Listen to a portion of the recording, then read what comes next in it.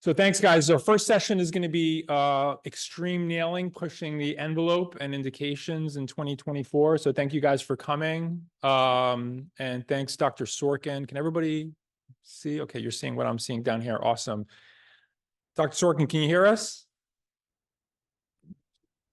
Awesome. All right, great. So let's get started. I have some conflicts of interest that are in your printed program. So I think the agenda is, and can you guys see this okay down here? Yeah. You need to tilt it a little bit, maybe. A little bit. Yeah, if you can just maybe have it face straight this way. Your lap. With the zoom, I Perfect. think the screen gets a little smaller for us. Awesome. Is that better? Yeah. Okay.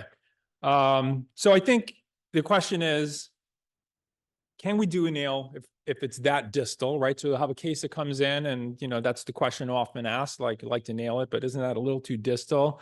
And then what if it's also intraarticular? And I think what we're really going to talk about a lot today are cases that are not just distal, but intraarticular. So we're talking about nailing fractures that are actually intraarticular.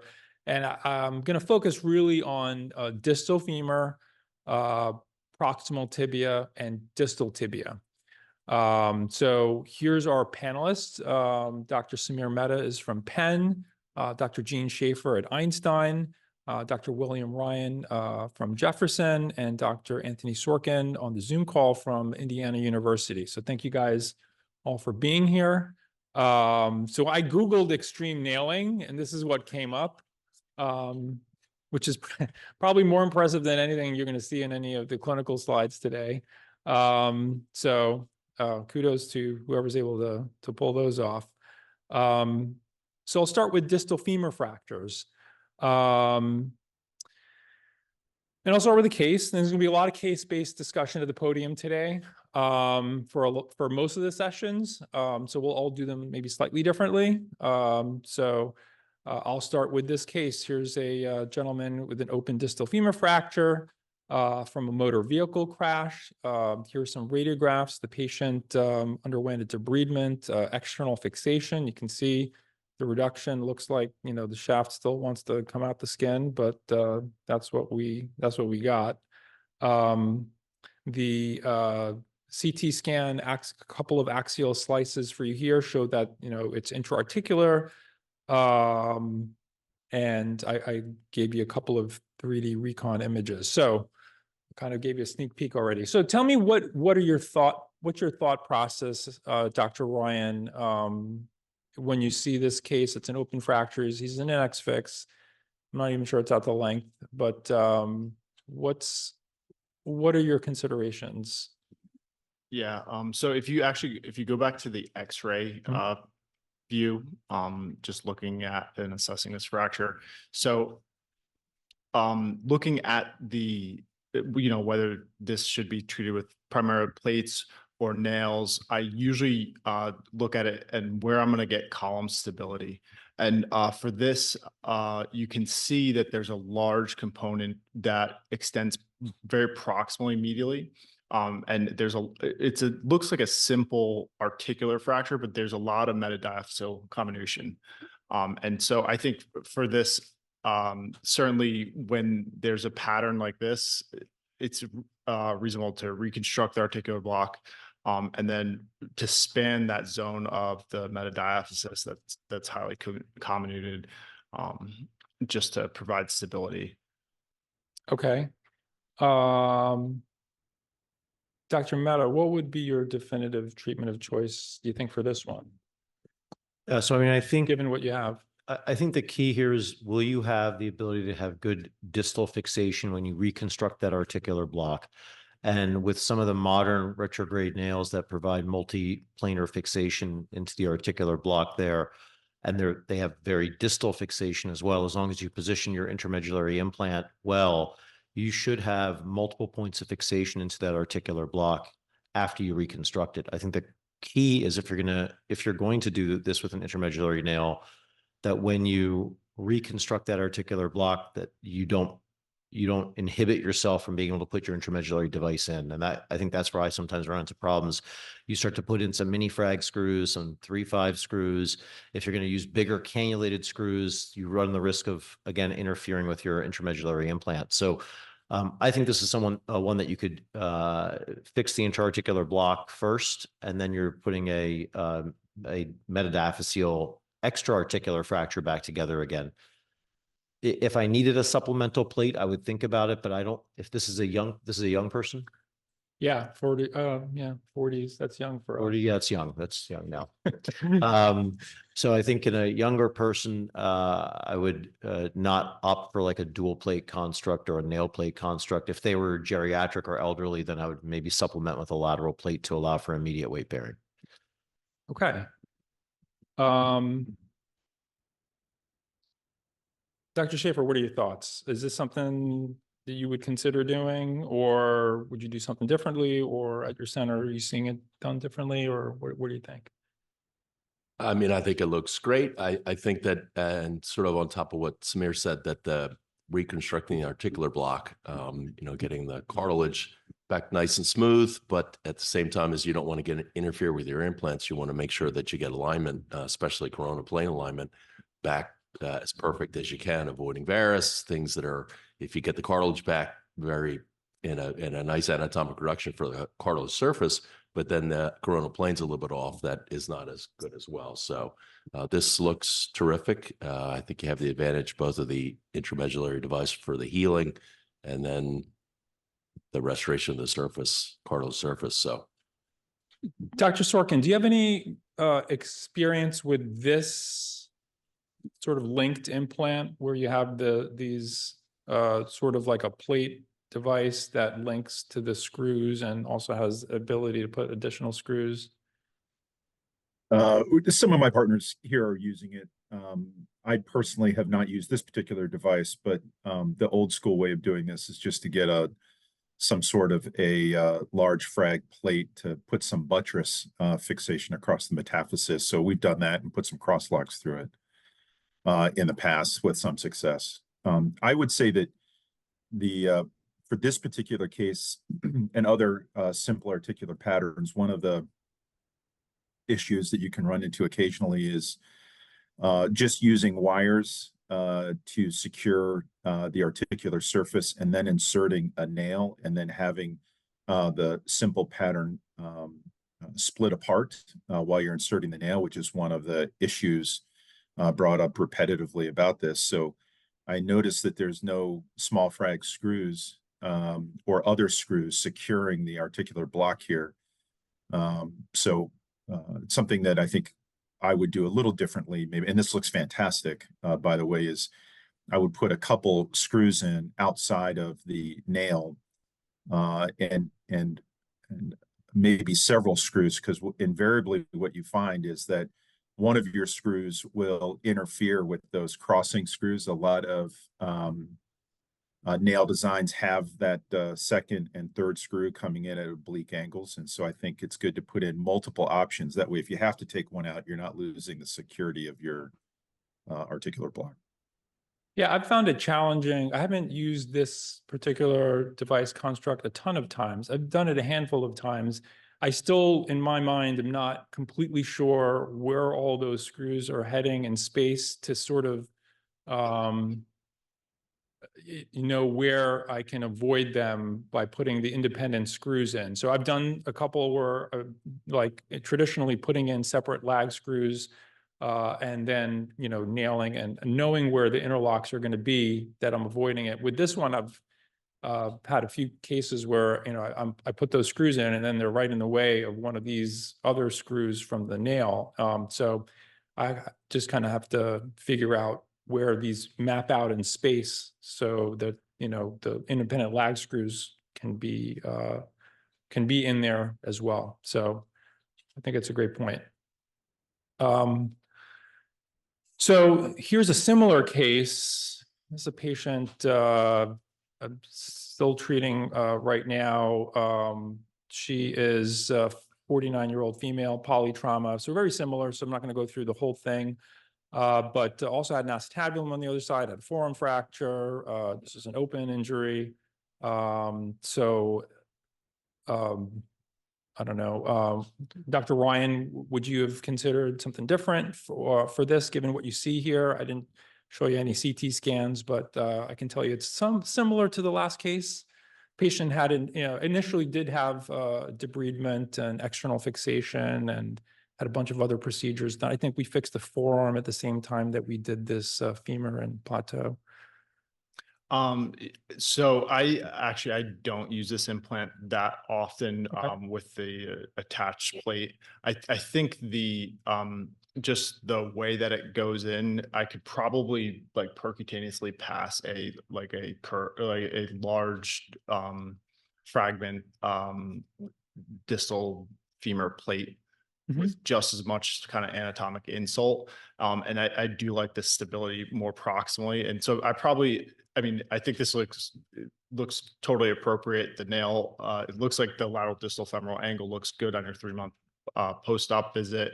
Obviously, there's a huge zone of comminution. I probably would have supplemented with like a plate, a full-length plate in addition to. Let me just ask, would anybody on the panel or Dr. Sorkin can chime in, would you just plate this? I mean, I know that there's obviously an emphasis on nailing and extreme nailing here, and maybe I picked you guys for a reason, but well, I mean, anything wrong with just plating this? I don't think so. Dominated it's So no, I mean, I think it depends on how this what the initial post X-fix X-ray looks like.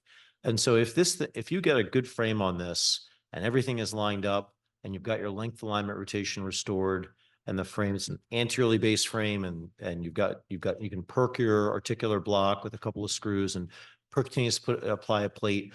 I don't think it's unreasonable to plate this if a lot of the work has been done pre-definitive treatment stage, right? Okay. If everything's lined up. But if I'm gonna put bumps underneath, and I think my preference would be to nail this. I think the other question I have just for the group, I'm curious. So this was an open distal femur fracture. How aggressive are people in removing some of that metadiaphyseal bone? Because it looks like, I can't tell if if you did a cement spacer, if you just left all that metadiaphyseal bone, or if it wasn't stripped, but how aggressive are people doing it? And then if I am going to remove all that bone, which I usually do, I prefer a cement spacer around a intramedullary device for later mascule than doing a mascule with a plate, because I don't think mascule works nearly as well with a plate than it does with a nail. Either you guys want to comment? I personally, I'm a minimalist when it comes to debriding, like combination or open injuries. And so I probably would let that declare itself. I think you can run into big problems. Certainly distal femur, is one thing, mascule is a good technique for distal femur. Distal tibia becomes even more of a problem where you're now committing someone to like bone transport or another kind of several month long technique by removing bone. And I've run into that at my center for aggressive kind of debridements. Any other comments? Yeah, so I think the personality of this injury film on the left, of course, in my hands, it just speaks to me that would be a nail. It's leaning over in varus. There's more comminution medially in the metaphysis.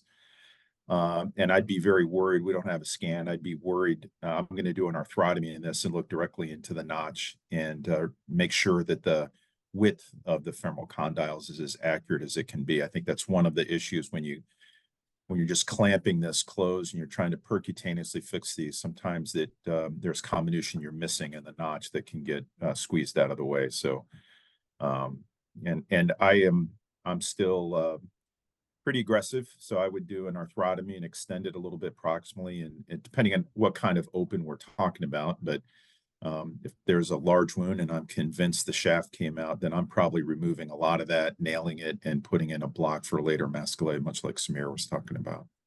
This patient did have a reasonable sized wound, as I recall, did have some very clearly devitalized fragments removed, and then some fragments that were kind of hard to reach through the approach that we made to do the debridement. And so whatever was like very easily there and clearly completely stripped. And then there there were some fragments that were just simply not completely stripped. So I would say I'm a little bit on the less aggressive side. Stuff that was very clearly falling out of the wound I was taking out, but I wasn't like reaching in and going all the way to the medial side or anything. So I'm aware of one comparative study looking at comminuted open distal femur fractures, and it was a two-center study. One center had done very aggressive debridement, and the other center had done much less aggressive debridement, and similar outcomes. This is going back a little bit that I can recall. So I think it's a good discussion. But I also Last think point. the femur is a little bit different than the tibia, right? So if you go back to that X-ray, the metatarsal region of the femur, you put a cement spacer in, and sometimes they'll just make bone around the cement spacer. It's like, okay, I guess I don't have to do anything, right? No, don't have to go back and redo or bone graft my mascule. You do the same thing around a distal third tibia or a proximal third tibia, and it's gonna be a much more of a struggle. Right. And so that's why, especially for this, I wouldn't hesitate to be more aggressive in that particular region of the femur because it is so well vascularized. Compared to if this were the distal third tibia, I might be less aggressive with removing a ton of bone because there are papers that show that the tibia is not nearly as responsive to mascule, and so maybe you retain some of those fragments with the hope that they will incorporate. Good points. Briefly, another case is one also relatively recent. So you have a patient with a stem above, and patient does have a contralateral tibial plateau fracture, has arthritic knee, not too much intraarticular involvement, as you can see. There is a split, some displacement, but really not too bad. So I'll just ask Dr. Sorkin, how would you manage this? Does the fact that the patient have the contralateral tibial plateau figure into anything in terms of you're thinking about weight bearing post-op? It's a type 2 plateau split depression on the other side. What are your thoughts? Yeah, so thanks for coming to me first. So we published this, at least our early experience. So and the plateau wouldn't concern me for what I'm doing here, because I think whatever you're doing on the femoral side here, you want to weight bear on. So, and I think we're getting more aggressive even with split depressions about having them weight bear as well. So, having said that, we would seriously consider retrograde nailing this in much the same way we would nail anything. There's really nothing out there. We're working on some biomechanics currently. There's one paper from probably about 25 years ago talking about interprosthetic stresses between two intramedullary devices, but they didn't talk about in that paper how close those two devices were. So this is a pretty consistent conversation in our shop, but we would put in an intramedullary implant and abut that total hip implant. And I know your answer, and you're not going to put a prophylactic plate laterally, correct? No. Okay. The only time we put a plate laterally would be if, because of sizing issues, if we can't get the nail up to the other implant, and for no particular reason, people talk about 2 cortical diameters. I'm not even sure what that means, but if you have a gap, you'd want to protect the gap. Yeah. So if there were a gap, you would put, if let's just say it was a 1 centimeter gap, you would put a prophylactic plate. But if you can, nailed a tip of prosthesis and they are rammed into each other, you're not putting a prophylactic implant on. Correct. Yep. So I guess this case you would have done the nail minus the plate. Correct. Okay. Yep. Any I other guess comments? so Tony, I don't see the downside at that point. They're in your OR of a lateral percutaneous. I know we've talked about this before, so I'm not right. A lateral percutaneous biologically sensitive implant to not only reinforce this geriatric patient's articular block to allow them to immediate weight bear, prevent any kind of varus collapse, although this fracture is more proximal than one that I worry about a varus collapse in, but also protect that junction regardless of how close or far you get, and not lose sleep over watching a fracture happen between those two implants. And I can assure you, the number may be an N of 1 or 2, that I have seen implants that abut each other where there is a stress riser and they break. And so to me, there's no downside. They're already in my operating room. They're already under anesthesia. The additional time and blood loss from a prophylactic lateral plating in combination with what you've done or what a retrograde nail is fairly minimal at that point. I completely agree. And I'm not dying on that hill. I'm just suggesting that we don't know the answer yet. There's really been no biomechanics studies saying it's necessary or not. And you can get fractures around a lot of different implants, but it would be great to know what the ideal distance is, or is there the danger distance?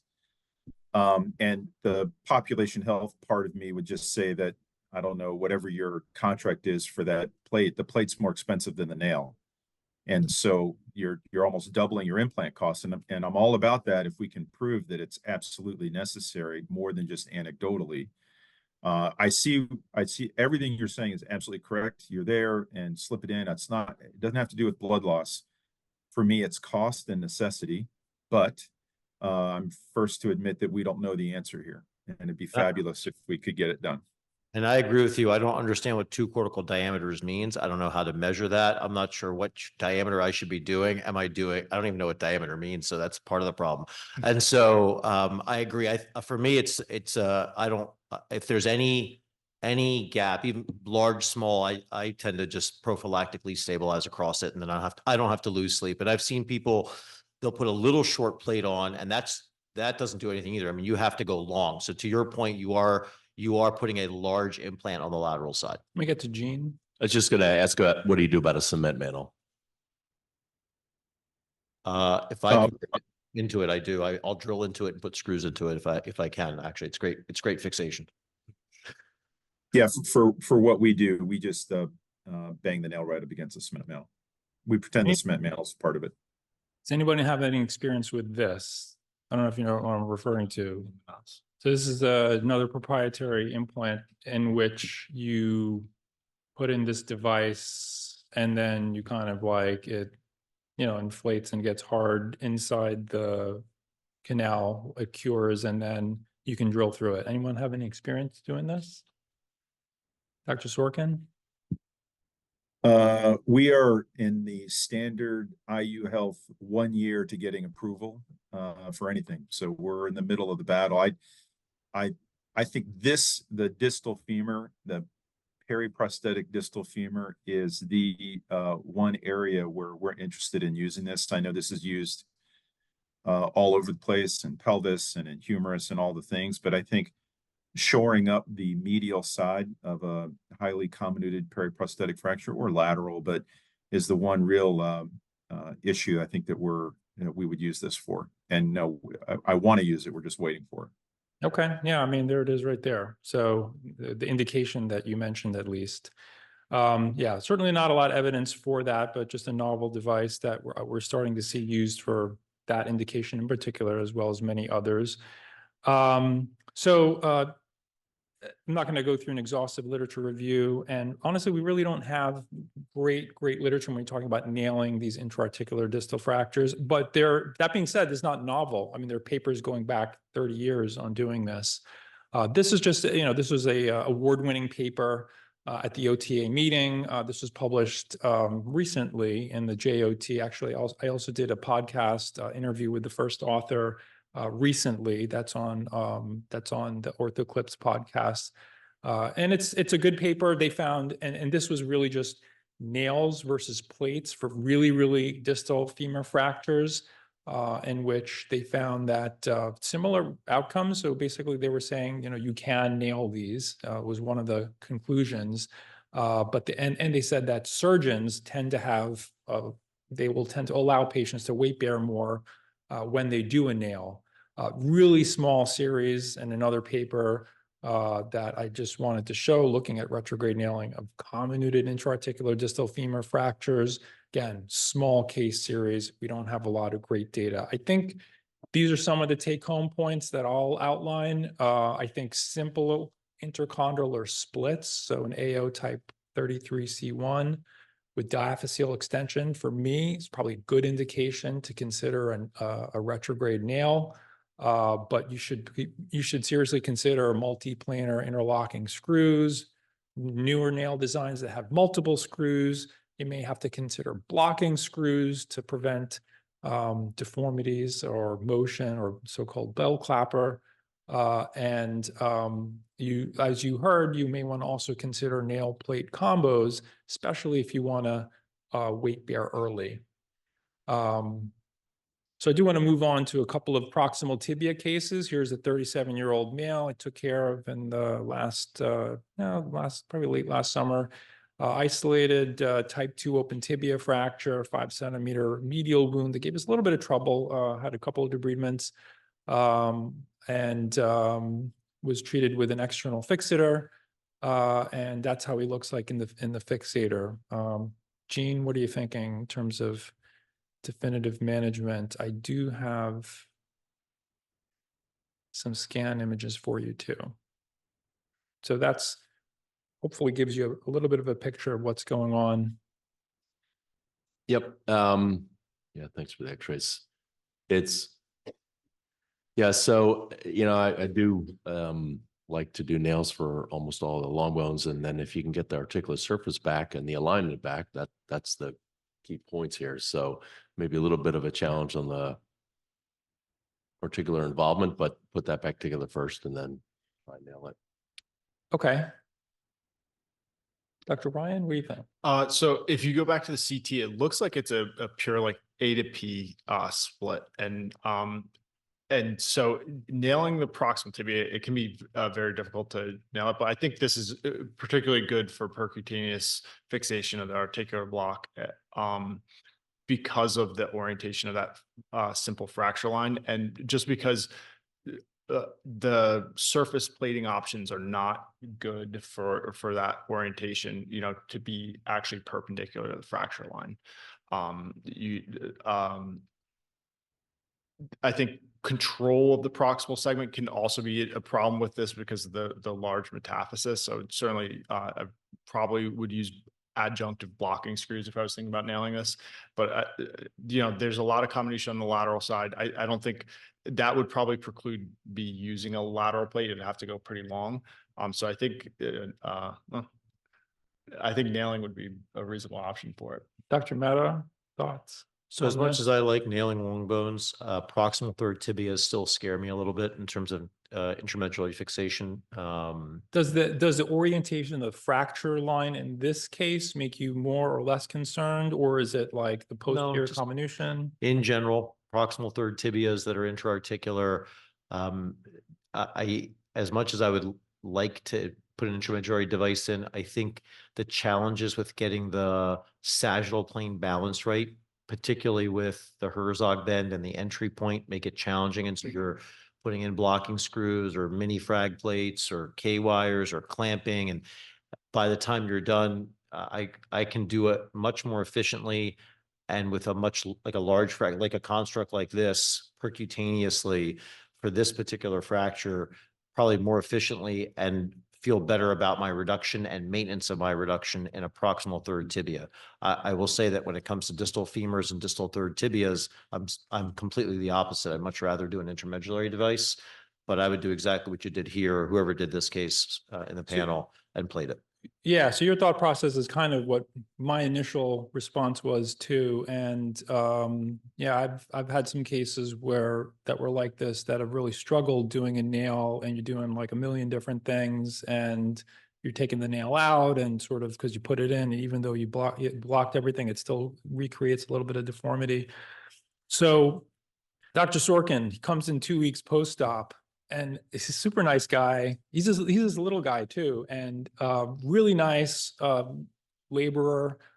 He ended up at a sniff, which I was a little surprised, but That's where they sent him. And he comes in, he's just like, doc, I think, it's like, I think something's wrong. I'm not really sure. It's just kind of hurting. And then, I dig into it a little bit. He's definitely been walking on it. And he can recall one episode where it suddenly got painful. He didn't like come into the ER. He just came into his regular visit saying, I think something's not right. Thoughts, Dr. Sorkin? This is 2 weeks. Yeah. So,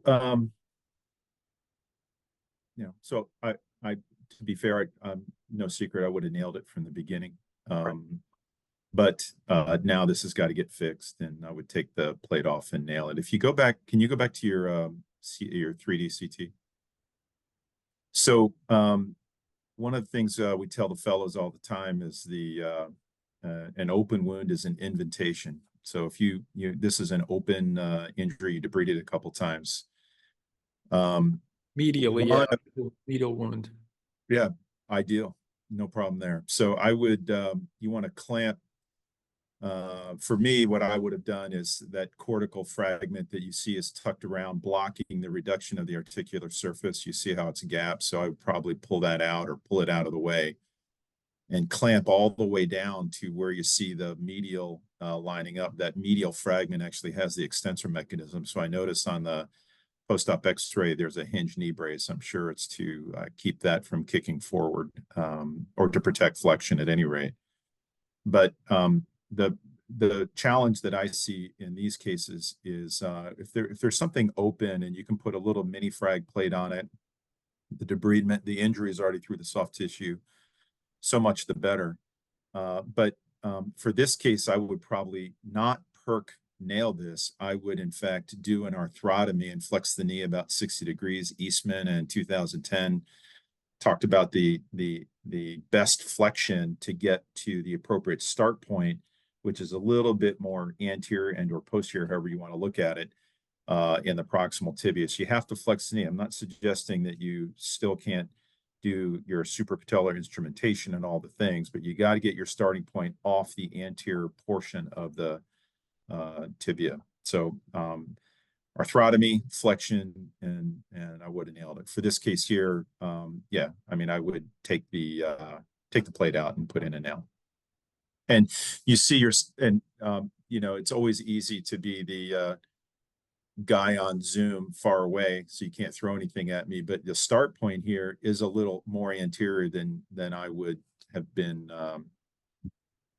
What I would have done, I think I would have put that nail even more proximal, if you will. And to do that, you got to get the patella out of the way. Any other comments from the panel? Did you struggle? Was it kicking forward on you? I don't recall the case being that challenging. I think I had to revise one of my lag screws that was in the way. I think that everything came out. I wish I remember some more details. I mean, one of the interlock screws looks a little bit proud, and I've been seeing that on x-rays, not symptomatic at all. So no, I don't recall the case being particularly challenging. I mean, we opened everything up, got reasonable reduction. I think all the points made are valid. He's back to work. He's doing really well. Been very compliant since. Maybe, it's just one of these things where, I always find that initial post-op instructions and that initial transition of care from inpatient to outpatient, there's always the potential for things getting mixed up with, weight-bearing status and things like that. And that's probably part of what happened. So 2 comments. The first is, it looks great. But 3 comments then. It looks great. Number 2 is, I am wary of, and I think you pointed it out, this is a medial wound. I don't like surface implants, especially on tibias under open wounds. And so if this was a laterally open wound, I would have nailed it. But I think I would have done exactly what you did with the plating. If you go back a couple slides to where your plate is, this paper just came out in JOT looking at distal femurs, but they look at working length. And one of the things, and it may explain why this failed a little early, is, we always talk about working length and long constructs and screws far apart. But what that does is it creates a flexion moment at the fracture site. And if you have a really long construct and screws that are really spread apart, it allows this implant will bend under load, right? And so the paper that was in JOT, I think it was shock trauma, they put screws closer to the fracture site, even closer than what you have here, proximal and distal, non-locking, so you don't have a rigid construct, but to create less of a bending moment at where this plate broke. And so still using non-locking screws, still using long plates, but actually increasing the screw spread and getting screws that are close to the fracture site so that there's not as much of a bend through a longer working length. So that may be some consideration. It's something that, you know, we sort of talked about with distal femurs a lot, but this is a very similar construct to what we do in the distal femur in terms of long plate, few screws spread apart. So interesting case. Not tons of evidence that I'm aware of for, you know, large studies looking at intraarticular tibia fractures after intramedullary nailing.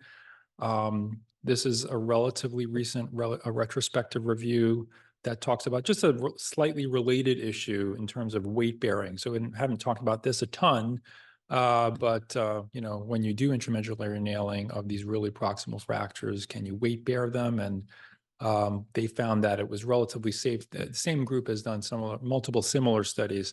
So a couple of my take-home points I'll make here.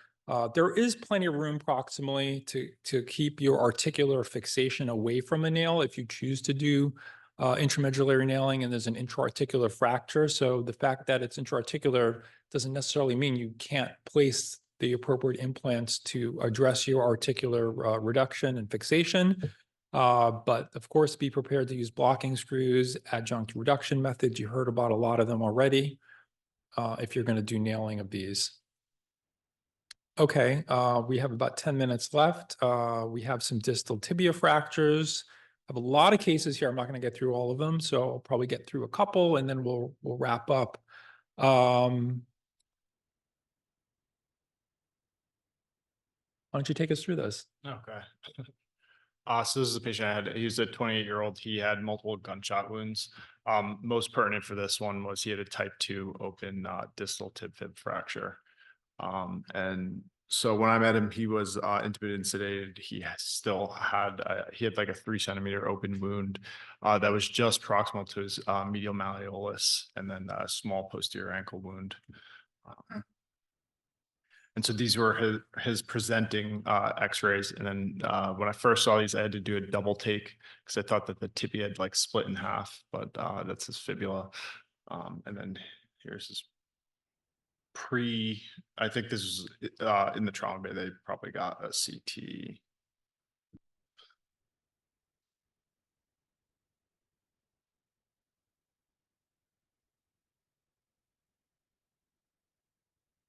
So a lot of comminution. Yeah, so a lot of comminution But medially. ultimately a relatively simple split, would you say?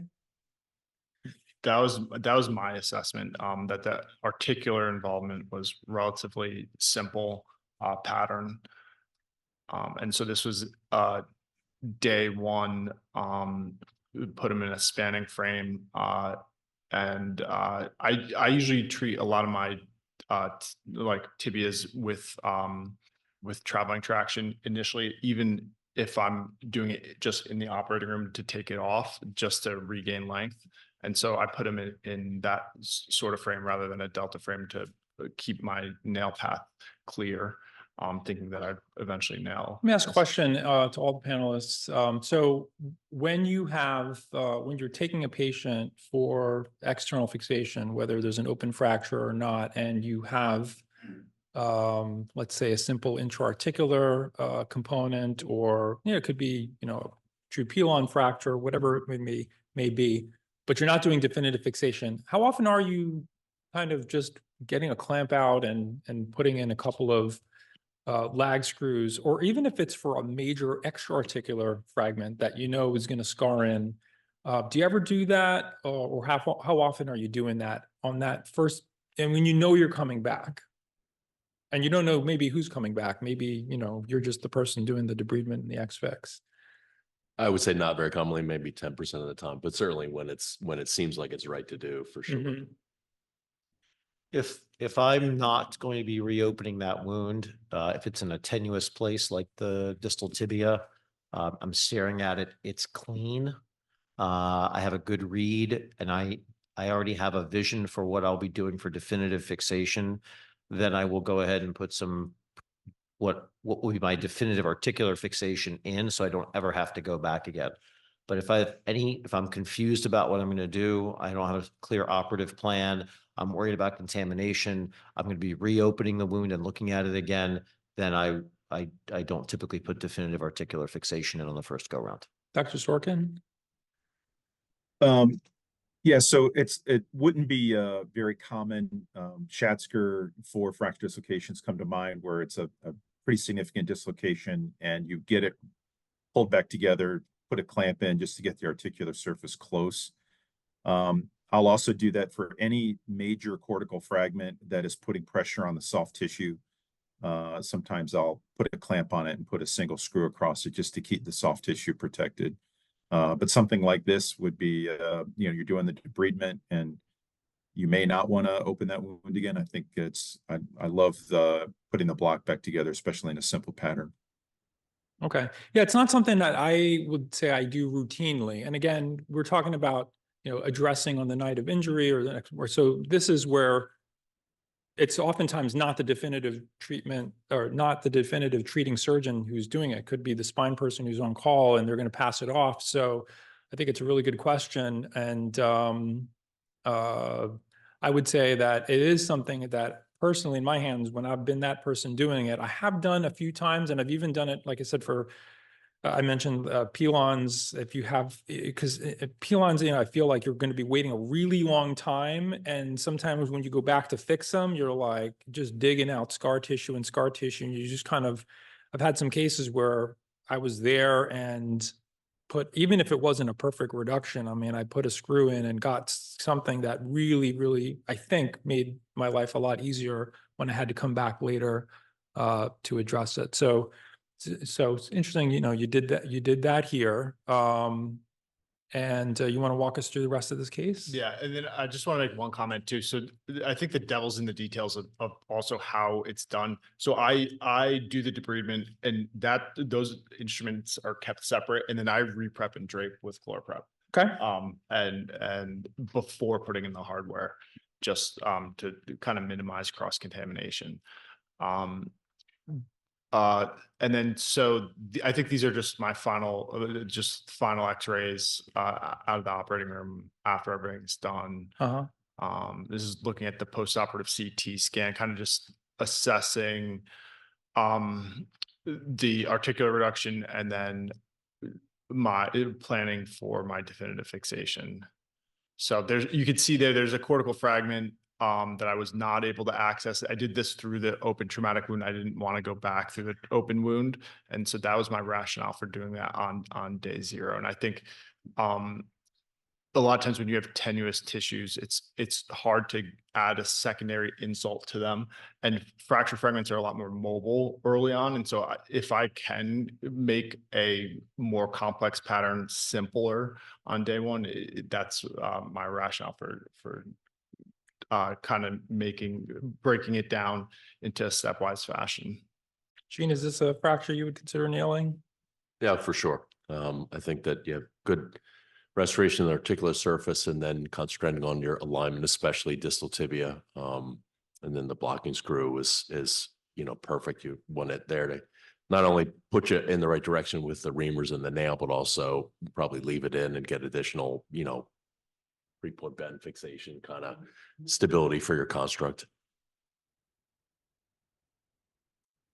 And my rationale I think for the distal tibia, when they have a lot of bone loss, I think about like my cortical support. And so a surface implant through a tenuous wound, I tend to be pretty aggressive with nailing distal tibia. Especially in the distal tibia. Because of I use the nail as my medial support. Lots of other stuff I'd love to get through in this case. I do want to keep on time. And I have one other case I want to briefly show, but I mean, and I'd love to talk about the fibular nailing too, but we'll maybe save that for the discussions later today. Dr. Mehta, I want to briefly take us through this one. Yeah, 53-year-old alcoholic smoker, poor protoplasm, fall downstairs with this distal third tibia fracture. It looks pretty simple, actually, like might be extra-articular. If you go to the next slide, soft tissue, she's very thin, very, very thin because she's somewhat malnourished. And she's very swollen already. So we put her in an external fixator. You can see you might say, wow, you got a lot of distraction on the joint, but she's got depression because she actually has a pilon fracture. This is her X6 post-op. You can play that movie if you can, please. If it came through, maybe it didn't. Yep, right there. If you click on the image on the left, is that video going to work? If you go up to it, yep. I don't think I can control it from here. Is it not working? Yeah, right there. If you, yep. Same thing on the central images as well. If you click that as well. So I'm a big believer in fixing the fibula. So if you go to do you want to go through this or just kind of show what we did? Do you have time? What do you want I to don't do? think I can play them from here. If you can show us what you did. All right. So I like fixing the fibula in these distal third tibias, especially because I think it helps with your reduction. A lot of times that fibula is still attached distally to some component of the articular block. And by getting that fibula out to length, I think it'll drive your tibial reduction distally. I also think it adds a tremendous amount of stability, especially in these articular or pilon type fractures. You can go to the next slide.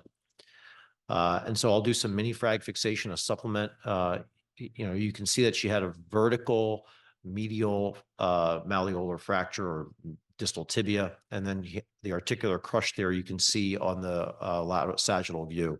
The mini frag plates that go on are buttressing the fracture. The screws are anterior away from where the nail is going to go down the canal. And you can see the sort of the buckling in the back on the posterior side, but you can see the articular step off there. And so this is one where suprapatellar nailing. It was a large articular block, if you remember looking at the CT on the axial and sagittal views. And so we used the ball tip guide wire to reduce the articular block and get it back down to where it belongs, since it was such a large You have to piece. direct that ball tip onto that fragment, and then you're sort of onto the subchondral bone and use pushing it distally. hard subchondral bone to take it distal so you could reduce the articular surface. Yeah. So now it's reduced. So you can see the difference pre and post-op pushing on that articular block. And you can see the posterior cortex as well as realigned there. And then after that, it's just a standard intramedullary nail, nothing fancy. And then once the nail is down, then adding additional supplemental fixation to the articular block to get that stable and secure. What are you doing with weight bearing this patient? She's non-weight bearing for 6 weeks. Okay. I just, with her protoplasm, maybe I could have made her weight bearing. I tend to be conservative with the distal tibias. So I'm going to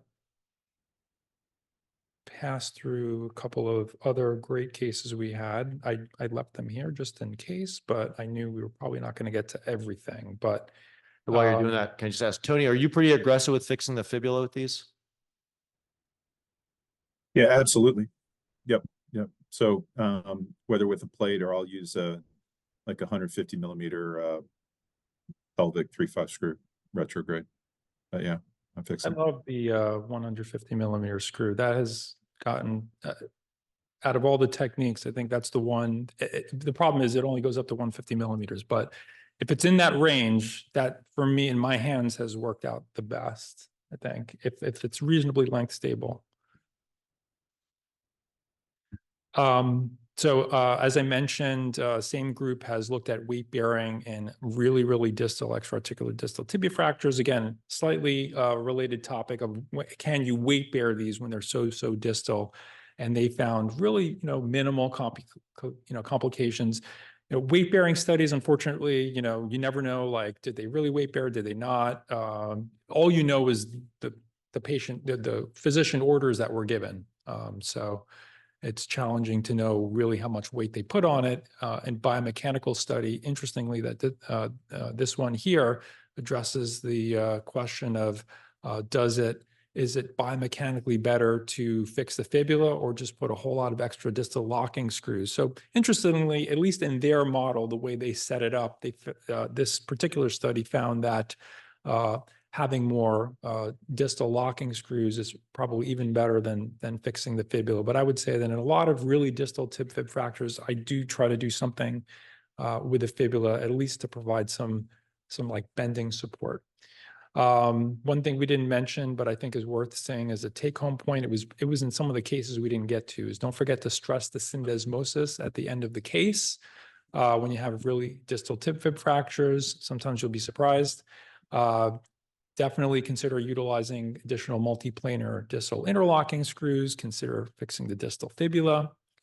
I'm just recapitulating the take-home points from earlier. We talked about distal femur. Simple intercondylars with diaphyseal extension are really good candidates.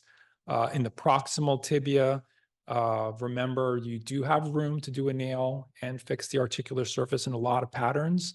And then I think for all these cases, you have to think about blocking screws, of course.